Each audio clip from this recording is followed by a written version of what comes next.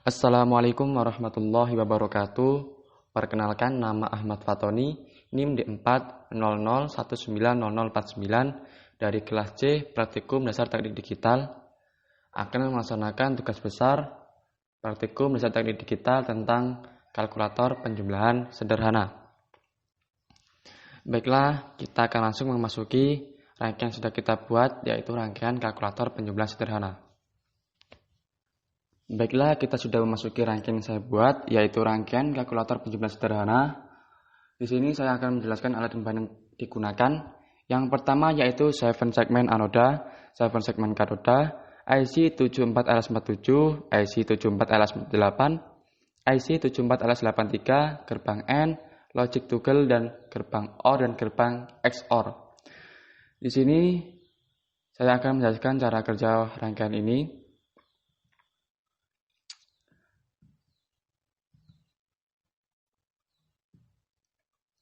Di sini terdapat IC 74LS83, terdapat A1, A2, A3, A4 berfungsi sebagai inputan bilangan biner yang dihasilkan dari inputan logic toggle.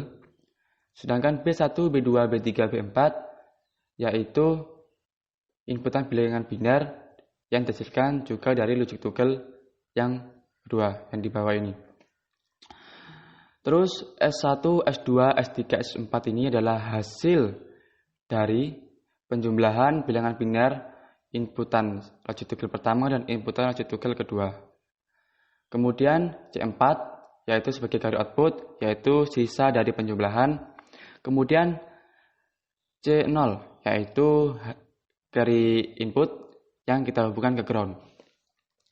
Di sini juga terdapat sebuah IC 74LS48 yang terhubung ke 7 segmen, kemudian 7 segmen itu terhubung ke sebuah ground.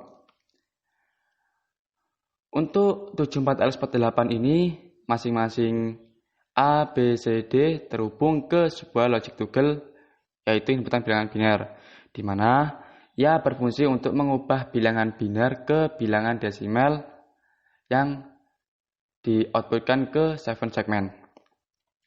Yang di bawah ini 74LS48 ini juga sama prinsip kerjanya seperti IC 74LS48, yaitu mengubah bilangan biner ke bilangan desimal.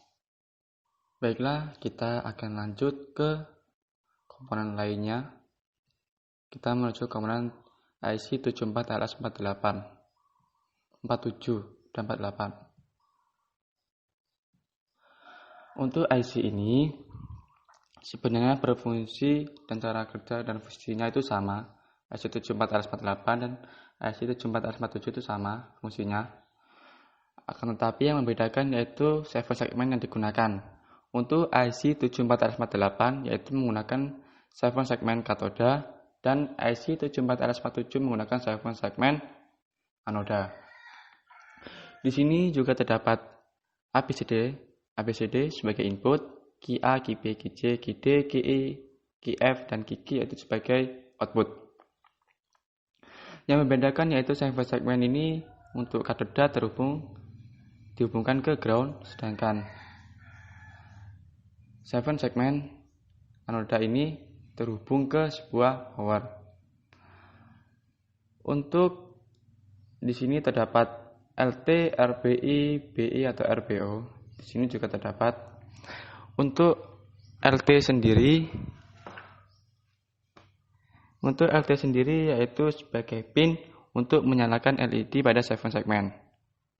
Sedangkan untuk RBI adalah untuk menahan sinyal input dan RBO untuk menahan sinyal output agar 7 segmen yang dihasilkan LED-nya tidak mati-mati. Untuk RBI, LT, dan RBO ini masing-masing terhubung ke sebuah tag power.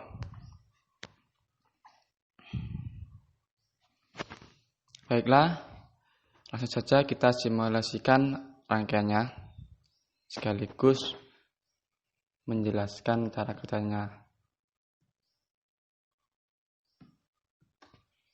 Kita mulai. Baiklah, Di sini saya akan melakukan percobaan yang sudah diperintahkan, yaitu digit NIM terakhir ditambah 7, yaitu digit NIM terakhir saya 9, berarti 1, 9 yang ditambah 7, 1, 1, 1. Yang dihasilkan yaitu bernilai 16. Benar. Kemudian selanjutnya digit kedua akhir NIM 4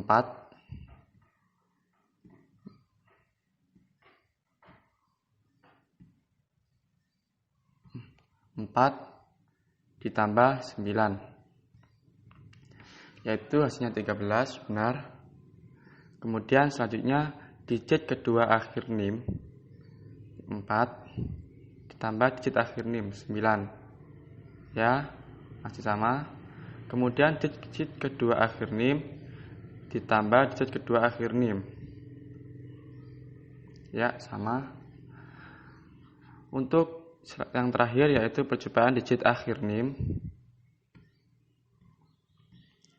ditambah dengan digit akhir NIM.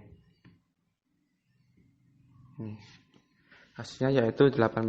Oh ya, untuk seven segmen ini hanya bisa memunculkan paling besar angka itu angka 9. Berarti yang hasil penjumlahan yang maksimal yaitu hanya 18.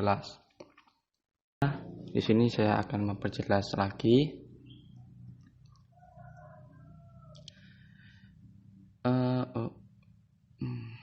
Nah, di sini di mana bilangan biner yang kita masukkan yaitu inputan pertama dan inputan kedua akan masuk ke 74S83 yang mengalami penjumlahan dari A1 A2 ke B1 B2 B3 B4 dan A3 A4.